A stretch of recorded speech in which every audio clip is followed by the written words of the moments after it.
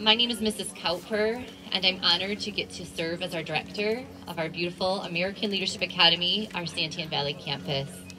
I'd like to extend a warm welcome to our many guests, neighbors, friends, family, and especially our veterans who could join us here this morning. Thank you for being here and allowing our warriors to honor and pay tribute to each of you. We are proud to be warriors. We are grateful to teach our children our raised values and help to develop the future leaders of our great nation. Today we're gathered in recognition of our Veterans Day. As the daughter and granddaughter of Vietnam and Korean War veterans, a day that is very close to my and my family's heart.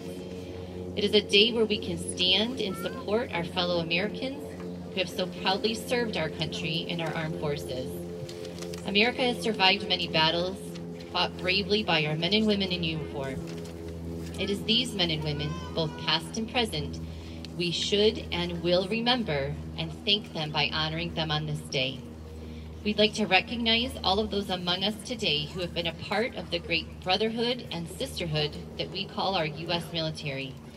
To our veterans and active duty service members, students, staff, and guests, please join me in recognizing them with a round of applause.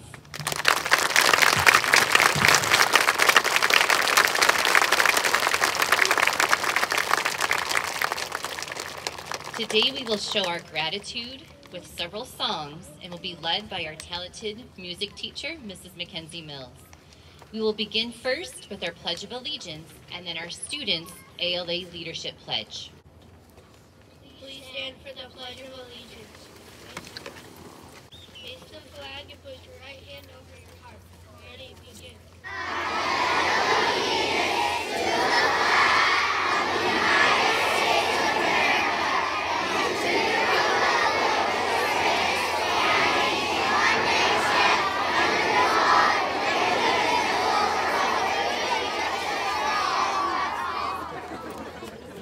Guests, you may be seated. Students, please remain standing. ALA Warriors, we will now lead you in the Leadership Pledge. Ready, begin.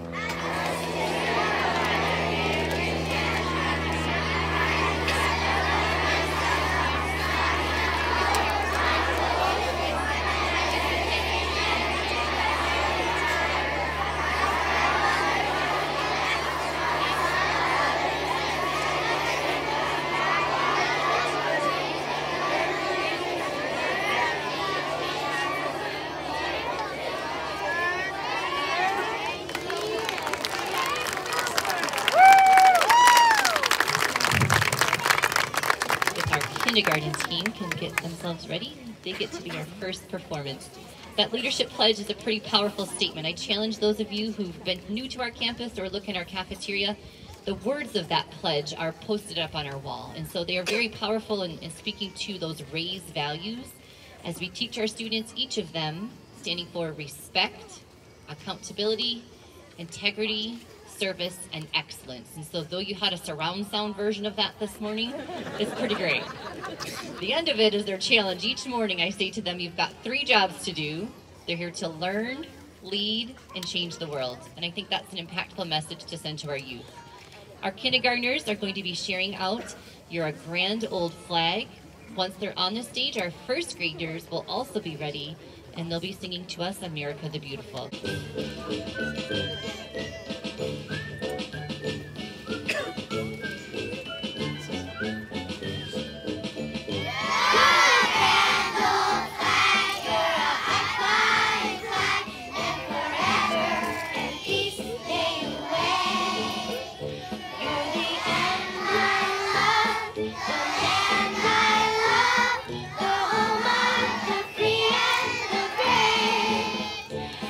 Every heart beats true for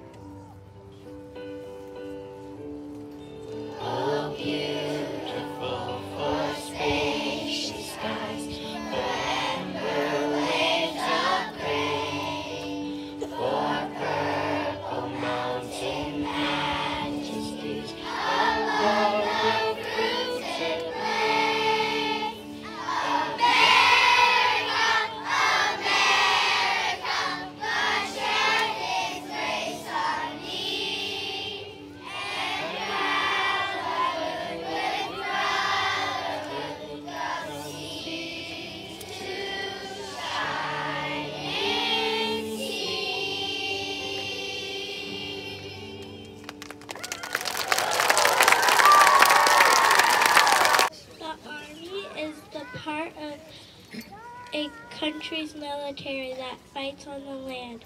People in the Army are called soldiers. Many modern armies have vehicles, such as tanks, airplanes, and helicopters, to help soldiers fight on the ground. Soldiers do many things. They defend their country or attack other countries' armies. It is difficult, and soldiers must be in good shape, both physically and mentally. They almost always move together. That way the team can do more things in a safer way.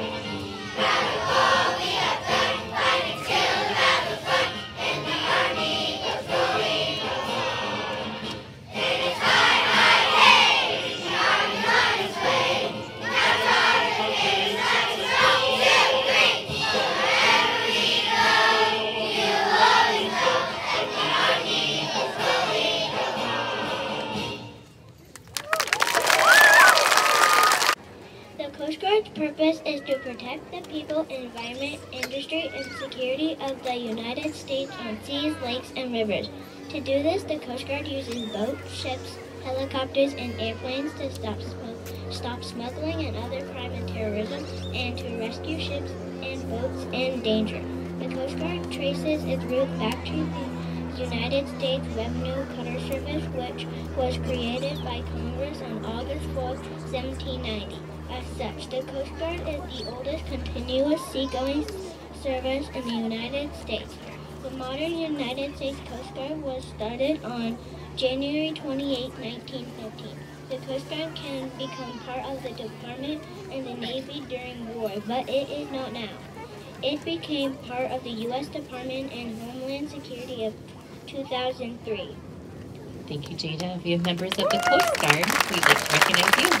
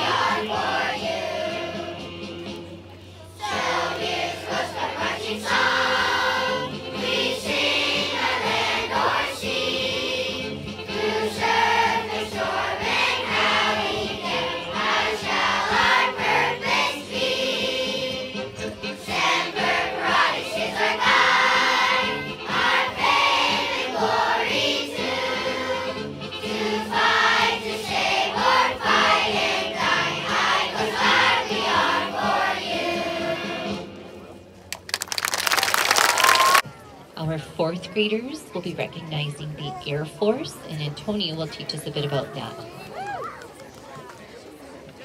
An Air Force is the branch of a country's military that fights in the air. The Air Force is made up of aircraft such as fighters, bombers, helicopters, and transport aircraft. Aircraft in an Air Force sometimes fly in a formation. Formations are when the aircraft fly in a pattern. The biggest Air Force in the world is the United States Air Force. It was a part of the United States Army until September 18, 1947. The United States Army is the largest and most technologically advanced modern Air Force in the world, with over 9,000 aircraft in service and about 352,000 men and women on active duty. We'd like to recognize those who might have served in our Air Force at this time.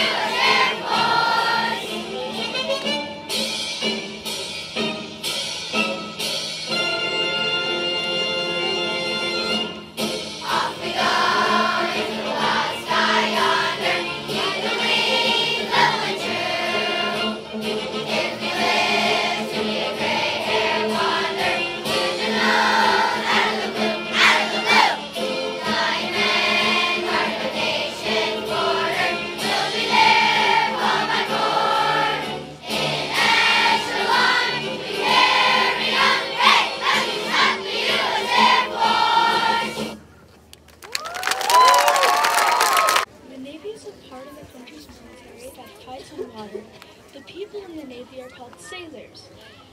The Navy is mostly made up of warships, and it may also have its own air force and soldiers. The Navy has special equipment that can go underwater called submarines, or other kind of special military action ships that is meant to carry airplanes called aircraft carriers. The Navy is mainly deals with ocean-based military actions. The Navy was called the Continental Navy from 1775 until the Congress established the Department of the Navy on April 30th of 1798. The mission of the Navy is to maintain, to train, and to equip combat-ready naval forces capable of winning wars, deteriorating aggression, and maintaining freedom of the seas. If you've served in the Navy, we'd love to recognize you now.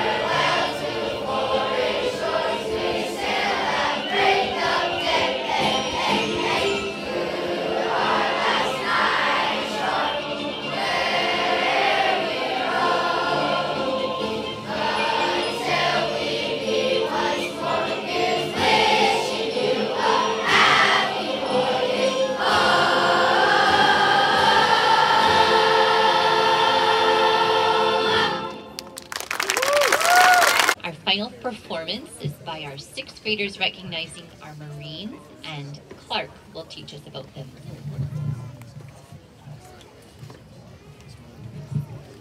The United States Marine Corps is one of the 5 branches of the military of the United States in the United States Department of Defense.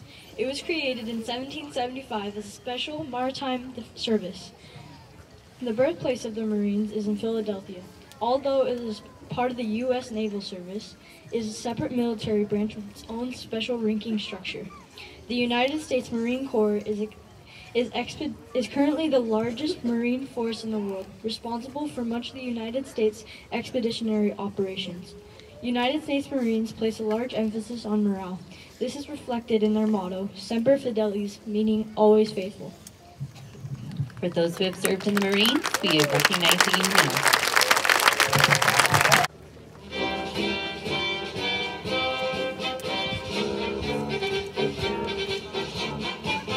From the halls of Montreal.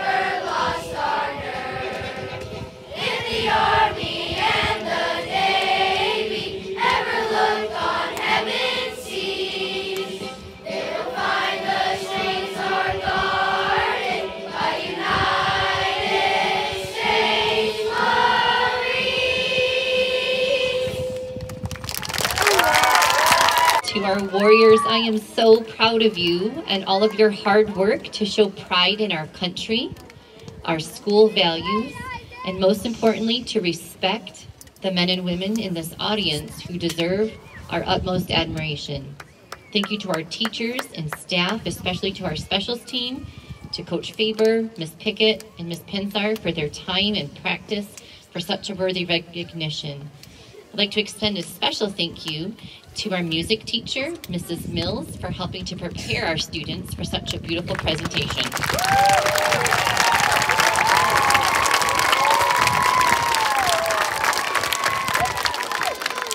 And to our veterans, thank you.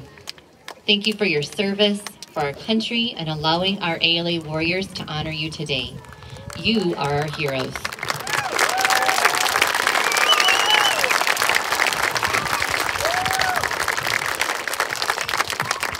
As a sign of our appreciation, we ask that you might follow your branch flag when presented. There's a hero tunnel behind us, and that will take you into the gym for our veterans and our families for some light refreshments in the gym.